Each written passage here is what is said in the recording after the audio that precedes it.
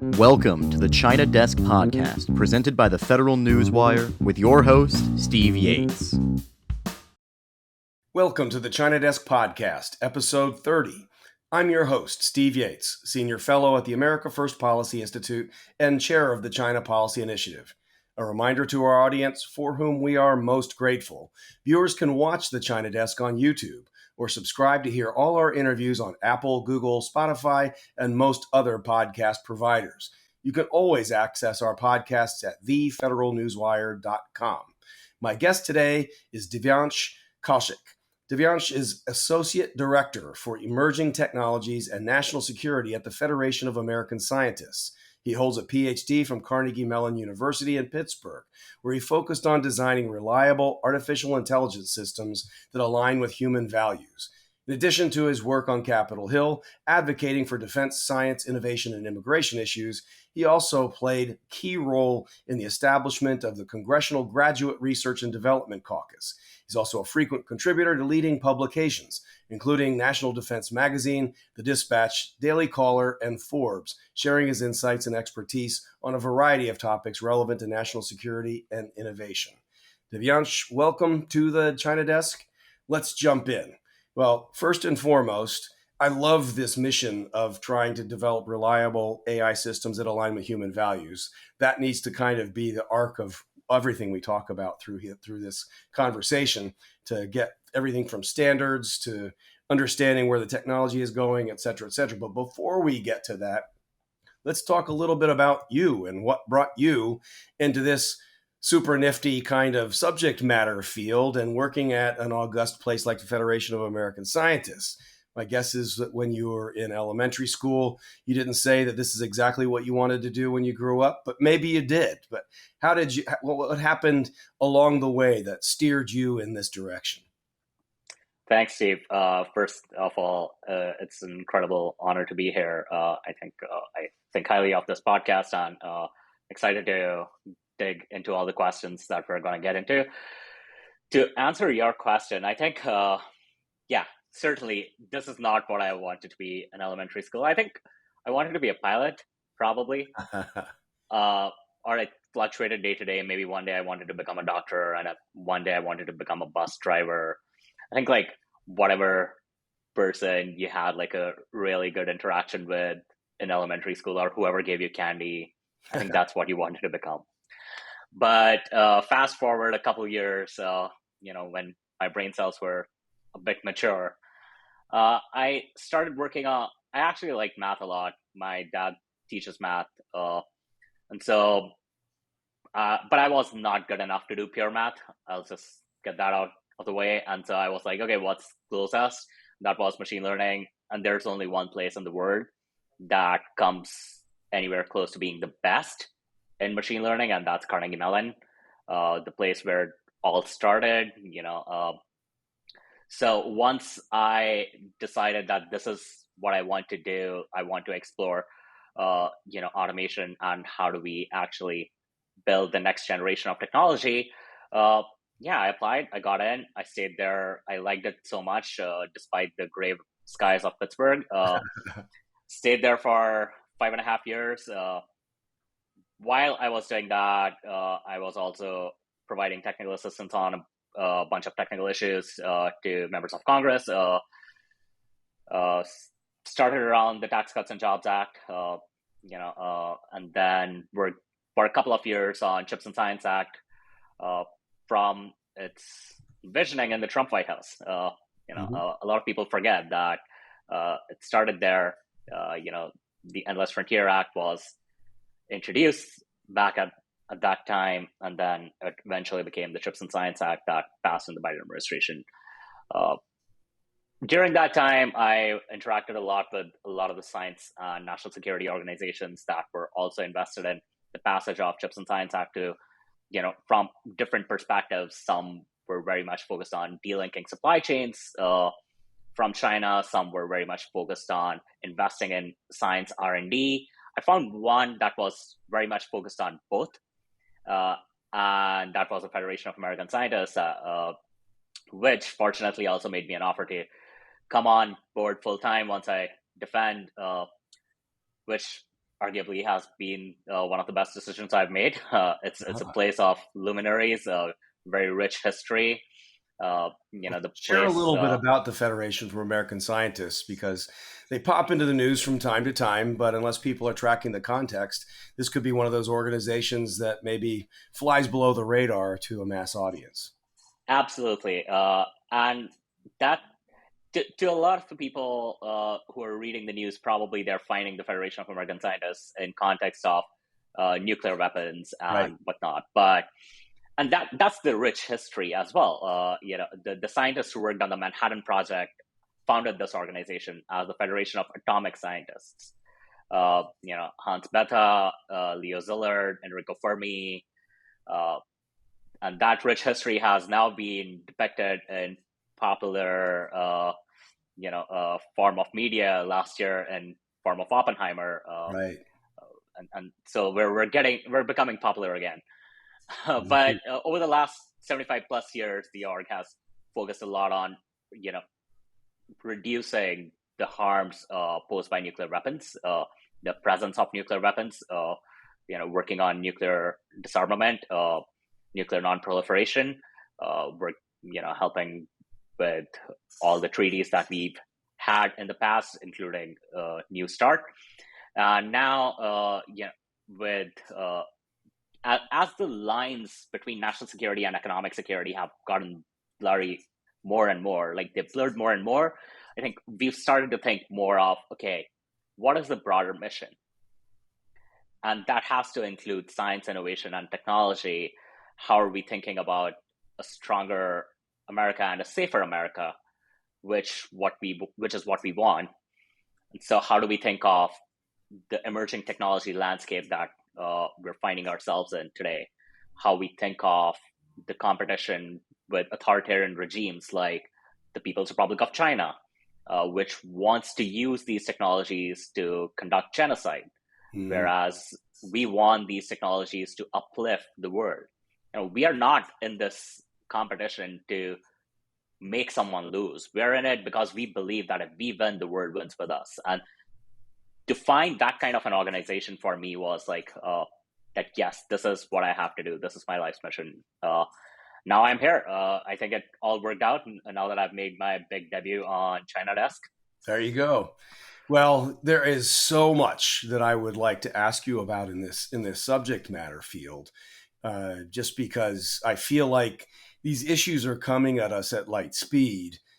And our public policy institutions are really not ready for a lot of these challenges.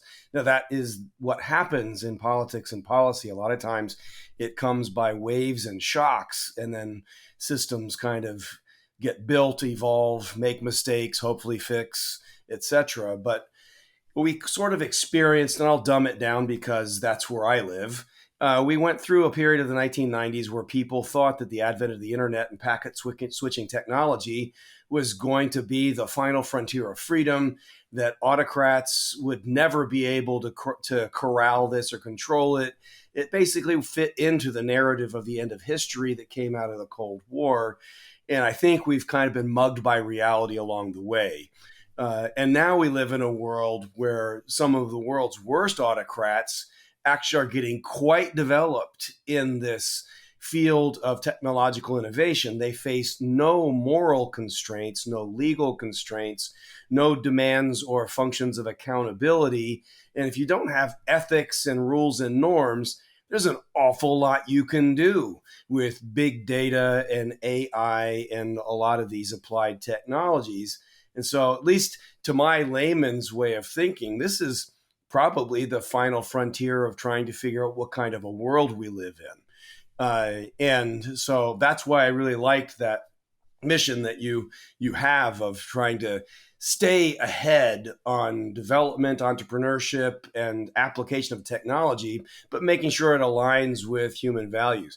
Talk a little bit, because that's a touchy field about what do we define as human values. We used to have notions of universal declarations on human rights, but now the United Nations as an organization puts people on that committee that are the opposite of what that mission is. So whose values, what values? And, the tech community sometimes comes at it from a different point of view. So let's take the first elephant as which of these values are or maybe principles and standards would you use to try to help hone in this conversation on what we're trying to fit this technological advancement into? No, I could not have put that better. I think it's very important to ask whose values are we thinking about? And those cannot be the values of authoritarians who want to suppress their people. The values that we should be enshrining into our technological principles should be of individual liberty, should be of freedom for all. We want people to live their best lives. Mm-hmm. We want people to have a prosperous future, not one that is pre-written by Xi Jinping, that if you're born in a particular, to a family that follows a particular religion or in a particular region, this is your future, this is how it is. You will be sent to a concentration camp or you will be surveilled for the rest of your life. That is not what we want technology to do. What we want for technology to do is, increase our GDP enough that we can start solving things like finding cure for Alzheimer's, things that we have not been able to spend on, right? We want to increase productivity. We want to make sure that we are reaching the next frontier and we are empowering everybody along the way. We're not a state that is dictating to people what you can and cannot read, what you can and cannot speak. That is just not the definition of a free democracy, right? And we are one. At least we aspire to be one, right? Even if you may say that we are an imperfect democracy, but we always aspire to be better.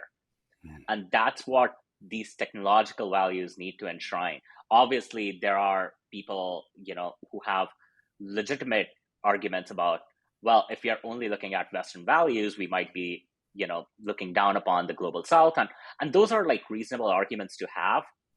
There are some aspects, but these underlying fundamental principles of equal rights, liberty, justice, freedom for all, those are indisputable. Like those are the only dispute there is between democracies and authoritarians.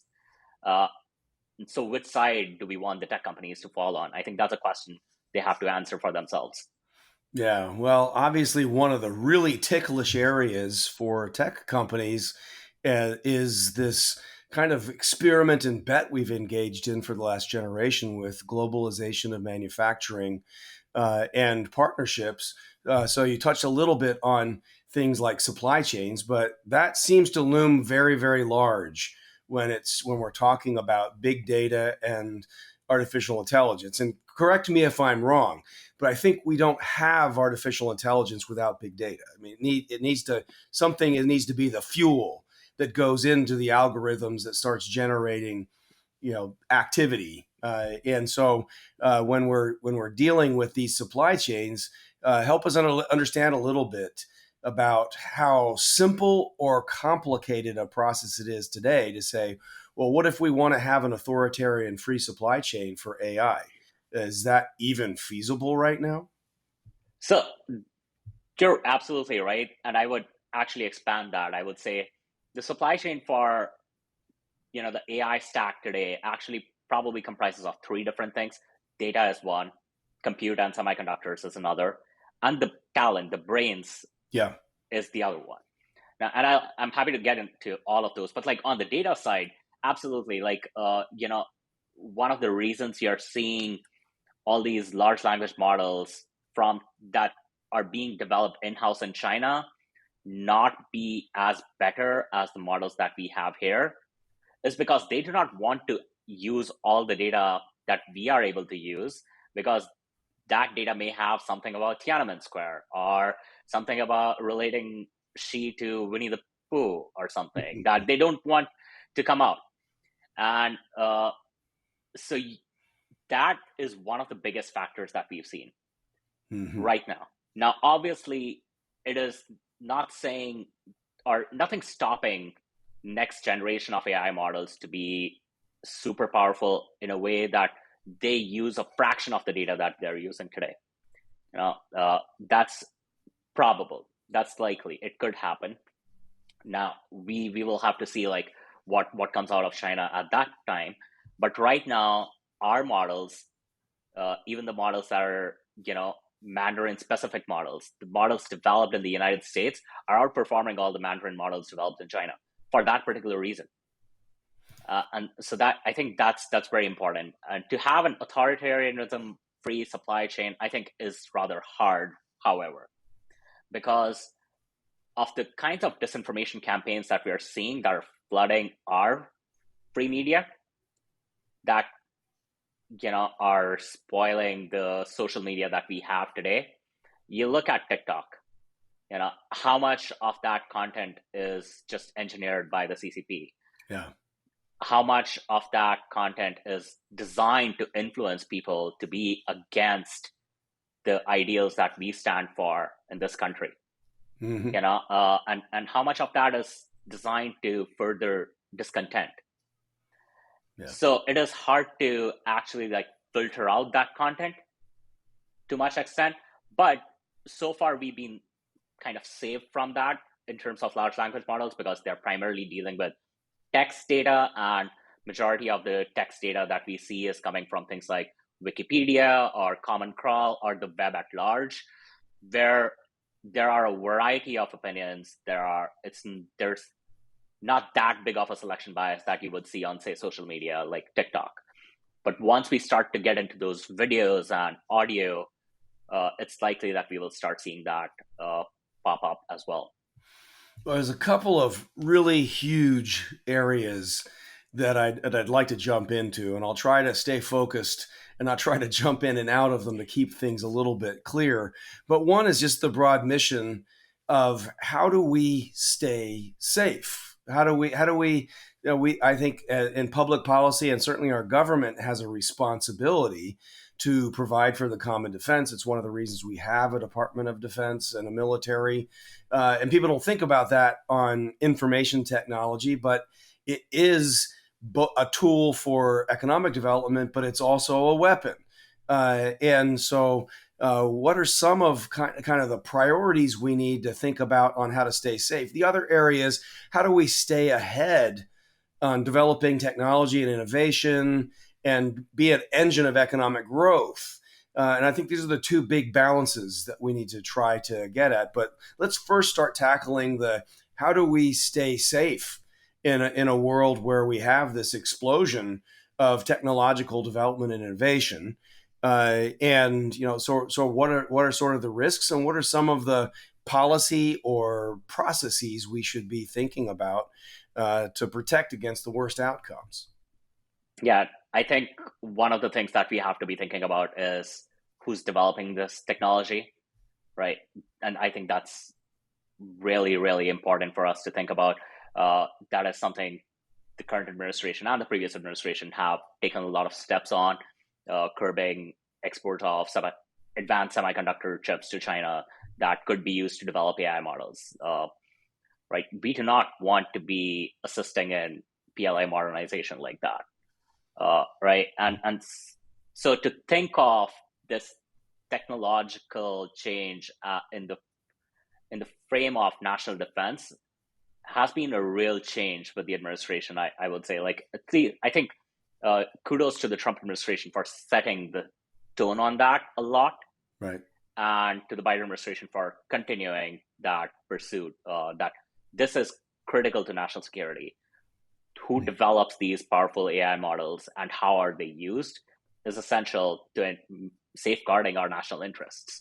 What are some of the ways these can be used that would be harmful? Just so ordinary folks understand, what are the risks that we're really dealing with here? One of the things that they could be very much used for is they reduce the cost of conducting a cyber attack, a large-scale cyber attack, where you do not need all those bot farms or like large-scale hackers sitting together. What you could essentially reduce the cost of every single attack and have multiple, like millions of attacks on critical infrastructure. Imagine having a Keystone style hack every other week. Yeah. That is one of the prominent risks that we're seeing. The other, how could you destabilize fragile democracies, right? Through disinformation campaigns, through manipulating their social media. Like they're trying with TikTok in the United States. Imagine if they try with TikTok in Pakistan, right? How do you engage, like, how does this reduce the barrier to develop new kinds of pathogens or new kinds of bioweapons? There was a lab in Switzerland that did some research on, they had to develop cures for toxins, and they essentially reversed their AI model to develop toxins instead. And it led to, some of the outputs were toxins that were going to be more toxic than anything the model had seen before. And so imagine if China wants to conduct that kind of warfare, that's a big risk that we face. And so if you look at the executive order that the president issued on October 30th of last year, it defines some of those risks. It specifically focuses on cyber, biological, radiological, and nuclear risks, but it also focuses on autonomy, on deception, and all those things. And I think we're going to start seeing some of the agency directions on how do these developers of large AI models think about mitigating those risks when they're developing them. Well, another area of information warfare that I would assume has to be factored is manipulation of market data. Absolutely. So just imagine having a crash every other day on a major stock market, just that's based on manipulation, as opposed to raw data and real stocks moving. Increasingly, we have major investment funds that are trading by way of computer models, not by humans making decisions. And so, I think that's another one of those areas that might be a little far afield from where the average mom and pop in middle America is concerned. But the bio threat and the power outage or cyber threats, that's a very real thing. It's touched a lot of people. But I think that mom and pop should also be concerned about the financial threat. If their 401ks are wiped out because of that, they should absolutely be concerned about what China or Russia or North Korea or Iran are going to do with these kinds of large, powerful models. Absolutely. Well, if that's not terrifying enough, let's talk a little bit about some of the positive side of this, but it's not without its own challenges.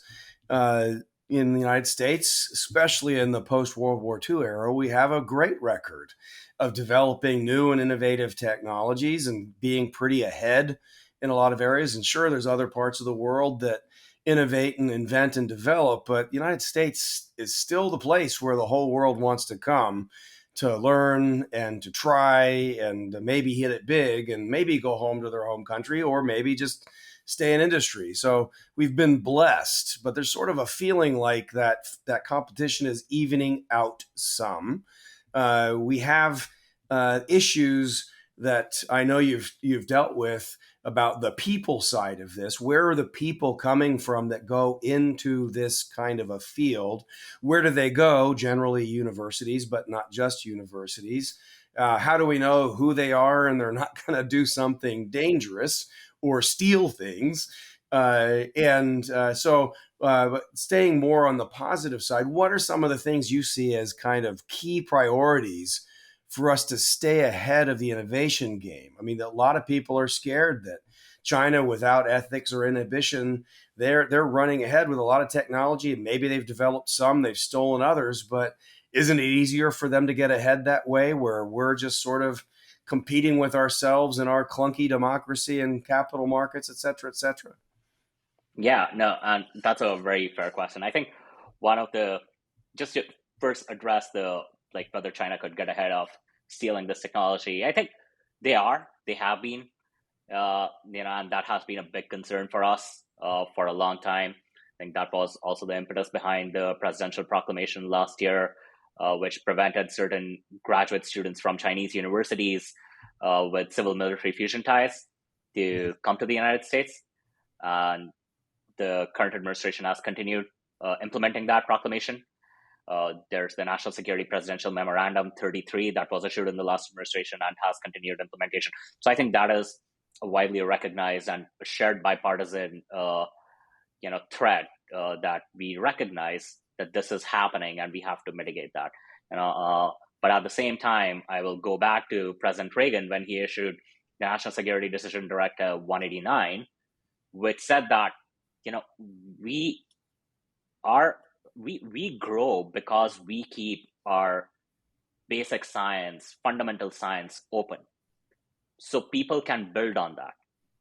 So the Department of Defense can build on the science someone is doing at University of California or Iowa State, and vice versa, like only basic science, and paired with the executive order that was issued on classification. Now if you have specific national security imperative technology or scientific development, that should be classified.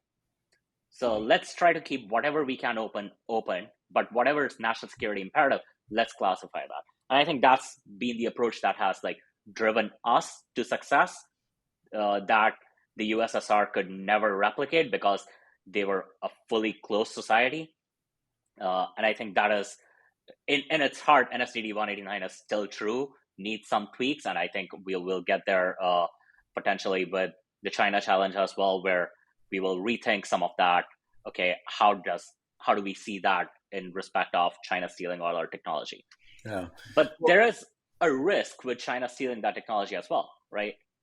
If someone in China wants to steal some large language model, are they going to trust the outputs of that large language model, that they will be in alignment with the CCP? No. So it is easier to steal hard tech than to steal information tech, is what I feel. That's an interesting challenge. As for the people side of things, absolutely. We have about 60% of our computer science PhDs go to international students. And that's a blessing. We have the population 1/4 of China. Even if we increase our STEM PhD population by 1% or by 4%, China has to only increase by 1%. For every 4 people we train with a computer science PhD, they only have to train 1. So that is really hard for us to match with our population alone. And so we have to have our allies and partners join us in the rest of the world game, right? It is if it is truly autocracies versus democracies, then we have to have that partnership. Now, after COVID, we've seen a very interesting trend. The biggest supplier of international students to the United States has become India rather than China. India, Saudi Arabia, South Korea, all our allies and partners. But obviously, we have to ensure that we are keeping them in a way that is safe and secure for us, that is providing us the economic returns, the national security returns, while making sure that we are not risking that tech to be stolen, or we're not bringing in nefarious actors. Now you look at Xi Jinping's speech to the 20th Party Congress last year, where he emphasized how, to him, talent was the primary source of innovation now. Right. And there was this Chinese state-owned consulting firm put out a memo to the government over there saying United States' policies of clamping down on international students and not having a clear and consistent pathway for that foreign talent that comes here, invests here, studies here, to stay in the United States afterwards is a huge opportunity for China. And they've actually acted on that. They had nearly 2,000 students from African countries in early 2000s. Today they have over 80,000. Mm-hmm. And one of the reasons one of their state ministers was quoted saying, a lot of the heads of states in Africa today were educated in the United States once, and they want that to change and for it to be China. Mm-hmm. That China educated the heads of states in Africa. And that's the kind of soft power that they want to have.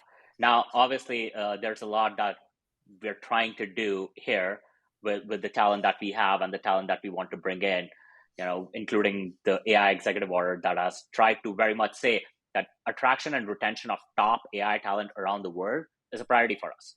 Yeah, and our allies are taking note as well. So it's funny, like in last July, Canada launched this new tech talent strategy scheme that had like 10,000 permits for US immigrants with H-1B visas who just would move to Canada because otherwise they have a 100-year wait before they can get a green card in the United States. Like if you are a Nobel Prize winner or Turing Award winner or having all the world's top awards, but you were born in India, there's not a green card available for you today to come to the United States. And so they're capitalizing on that too. The UK created a new high potential individual visa for graduates of top universities from the United States, offering a decision on their application in 2 months or less. And Beijing, at the same time, has doubled its funding for STEM education in the last decade. Some of their provinces are now requiring elementary and middle schools to study AI. Mm-hmm. While they're already graduating more STEM doctoral students each year than us, double the number of annual STEM graduates overall than the United States. So obviously, it is a battle of the brains. Yeah. Well, there's a couple of challenges in that, but one of the big ones seems to me is a lot of what we talk about naturally in public policy discourse is going to focus on what government does. And yet, especially in the field of applied technology, there's a lot that's happening outside of government. There's a very robust private sector part of it. When we're dealing with Cold War times and the advent of the nuclear age, it was pretty feasible for the most advanced technology to be held under classifications and sort of security compartments within the United States government and allied governments. Today, that balance between private sector leading edge development and inside government leading edge development, my hunch is that the balance is very, very different. Give some perspective on what you see in that area about where the private sector is going, even in the United States, versus where the government is or needs to be going with regard to this balance between national security, talent, and development. No, absolutely. I think the private sector is the biggest driver of technological innovation in the United States today, and that was arguably not true back in the days of the Cold War. But at the same time, you look at apparatus within the US government, whether it's DARPA or whether it's IARPA or the Department of Energy National Labs, much of the research that the private sector is capitalizing on is coming out of those. Yeah. The basic research that the United States invests in, the federal government invests in, is what is driving that private sector growth. A lot of what fueled ChatGPT and everything came out of the Department of Defense previously. And what now they are building in the private sector, we are looking to use in the government itself, right? Now, Palantir's developing models for national security that hopefully one day our Defense Department will procure once they figure out their procurement practices, I suppose. But so it is a cycle. If the private sector is the biggest developer of technology, we are still the biggest procurer of it in the government. Yeah. And so I think that symbiotic relationship has benefited both. But at the same time, there are warning signs.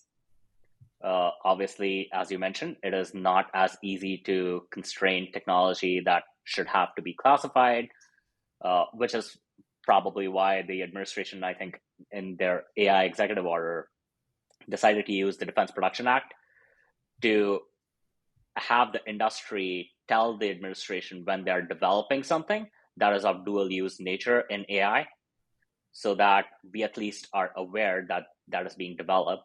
And if we do need to classify it, that we will be able to do that. If we do not even know that someone's developing it, then I think that will be a problem. And there's another warning sign where China's R&D budget has essentially grown so much. They had in 2022, they had about $65.1 billion US in their R&D activities that they had spent, which was about 70% of their overall science and technology budget, about 34% increase from 2018. And at the same time, the United States' R&D expenditure has not kept up pace. We're no longer the world's leading spender in R&D based on GDP. Now, what happens with that? If China starts to develop its own basic science, it starts to innovate in that space. Because I was reading this report one where every dollar invested in basic science has led to $13 in return 5 years from then.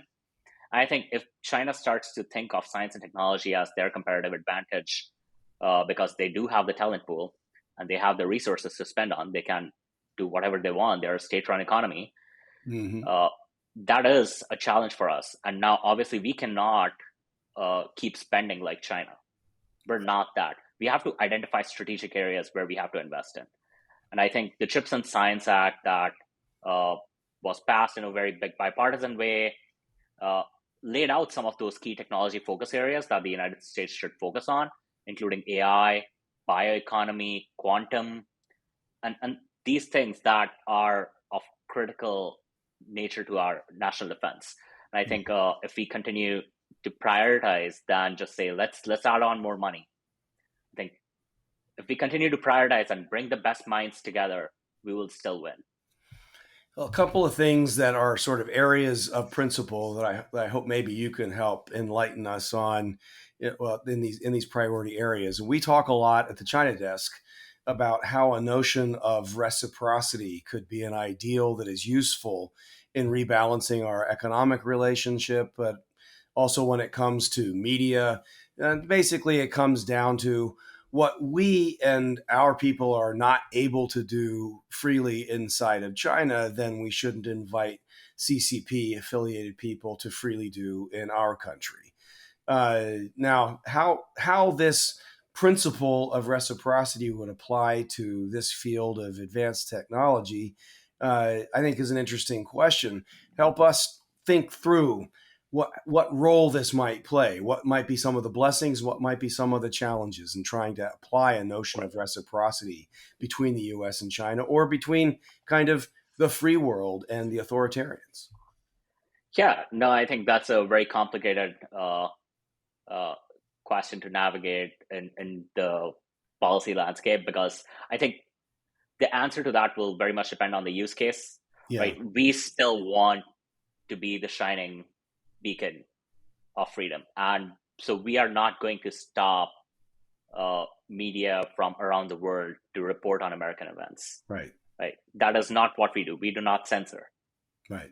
Even if China does not want to let our media report events accurately or freely, we are still going to let them. But at the same time, when it comes to technology collaboration, there are areas where we do not collaborate. We should not collaborate, right? Should we be working with a military civil fusion institute on some technology that could potentially be dual use? No. But at the same time, there are certain low-hanging fruits where we've collaborated with Chinese nationals. And I think that is something we also did during the Cold War with Russian nationals. Like, for instance, there was a recent paper I was reading, which was very interesting. A group of US researchers and Chinese researchers who developed a new AI model for early detection of pancreatic cancer. Now, that is a very difficult problem in medicine to solve, and any further we can go on that. And I think that is not one of the models that I would put under potential dual use classification, but like low stakes research where we have a shared interest. I think we have to look at it from an interests perspective in that. If their interests are going to be to use whatever we are developing for the People's Liberation Army, then it should be a no-go. But if the interests from both our sides are that this is actually going to improve the lives of everybody, right? Whether it's space collaboration, whether it is, we still collaborate with Russia in space, even after all that Putin has done, right? Mm-hmm. And space is one of the areas where we have made sure that we operate as a world rather than individual countries. I think there are areas that we should continue to do that. But at the same time, whether it's AI, whether it's quantum, there are areas that should be off limits. And I think the science and technology agreement that expired with China last year, that the administration renewed for another 6 months to give themselves some leeway to negotiate, I think that's a good opportunity for the administration to try to strike that balance, to try to bring in some of that order. Where are we collaborating with China and where are we not? What conditions are we setting there? What do we want China to be doing in terms of, clamping down on intellectual property theft? Or what should their policies be? Why is it so that someone can just take something on a thumb drive from here and get it patented in China, and they're not going to recognize the patent in the United States? Those are things that the administration needs to work through. And those are complicated. As I said, I don't see a one-size-fits-all answer there. Mm-hmm. I see it as use case to use case based, where we have shared interests and where do we not. Well, it seems to me that among the biggest challenges we're going to face is who starts setting standards. How are they adopted by what coalitions? Because nothing's going to be universal. We have kind of this axis of do-no-gooders, if not axis of evil, between Beijing, Moscow, Tehran, and a few others. We're not going to be dumbing things down to whatever their standards would be, I would hope. But how do we even set these standards? What is strategic? What is national security? Where do we draw these lines? We have legislative bodies that write things into law, so they get defined, and that sort of freezes them in time and space, but technology doesn't sit still in time and space. And so how do we set these standards, in what ways, and cooperate, and then have the flexibility for things to move and grow? And that just seems to be one of the unanswered dilemmas, basically from the internet age till today. And yet, as you've described for us today, somewhat scarily, the stakes are higher now than they were then. A smaller group of people at lower cost can hurt more people now. Absolutely. So we have a major challenge in that regard. And I think we're trying to address that as well. If you look at frameworks like the ISET, where it's the initiative on critical and emerging technology between US and India, or the I2U2, where it's India, Israel, UAE, and the USA, or the US-EU Tech and Trade Council, which, by the way, the last US-EU TTC meeting, they came up with shared standards on use of AI in healthcare and finance in certain areas.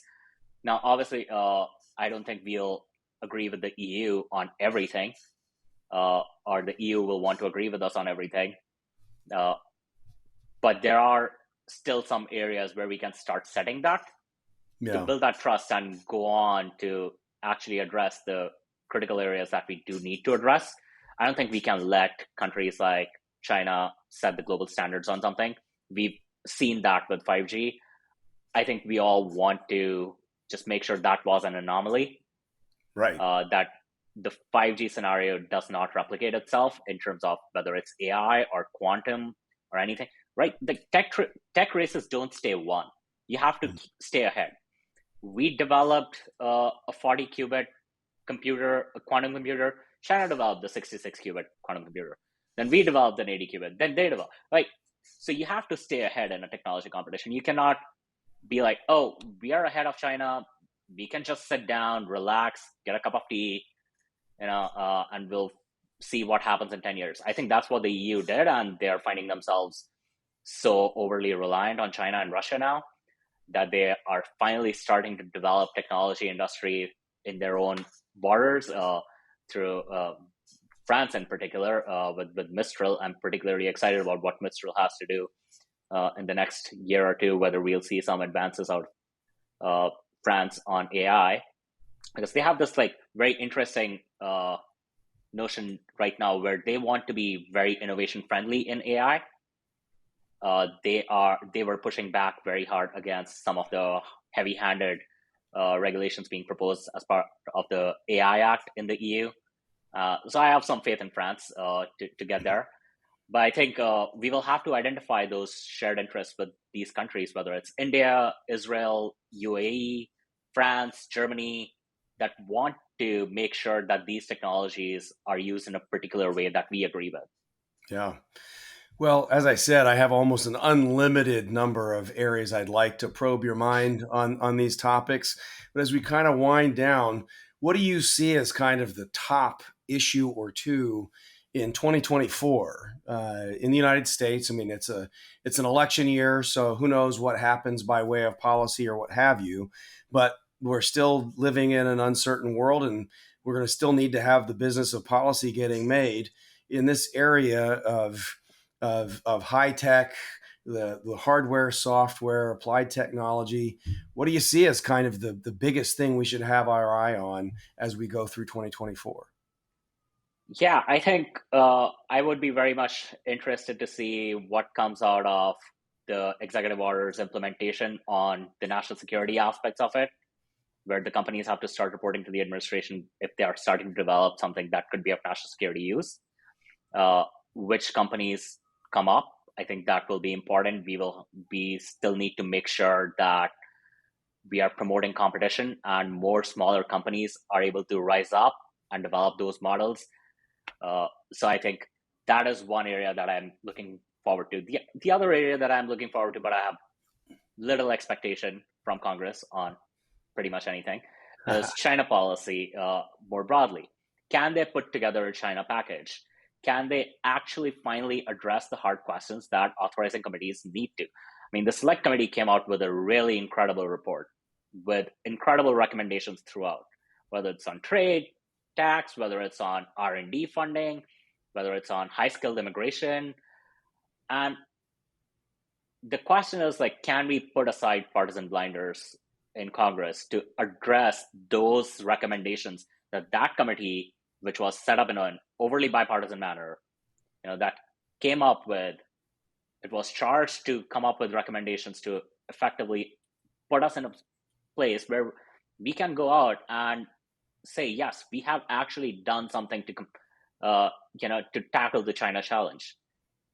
Mm-hmm. Otherwise, I think if we lose this moment with the China Select Committee, if the leadership does not support them in getting those bills to the floor, I think that will be a missed opportunity. And that's what I'm looking forward to, that they are able to actually work, that leadership supports the China Select Committee.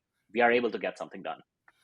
Well, I strongly agree with the idea that broad economic competition agenda and getting economic security right, that was a tremendous contribution, and it does need to be followed up with some implementation in Congress. We're certainly hopeful in 2024, and then getting things through Congress in a 2025 an administration ready to adopt a similar kind of model to implement policy would be an immense contribution, historic even.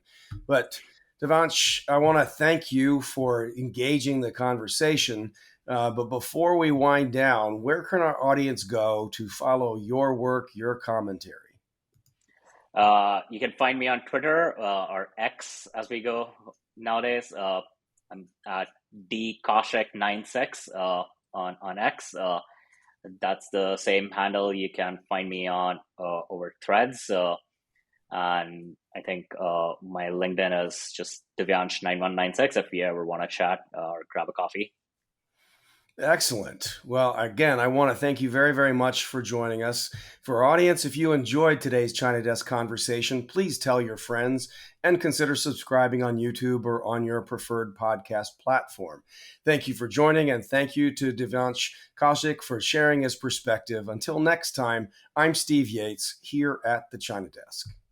Thank you for listening to the China Desk podcast, presented by the Federal Newswire and hosted by Steve Yates. Check out the Federal Newswire's family of websites, as well as their social media stream.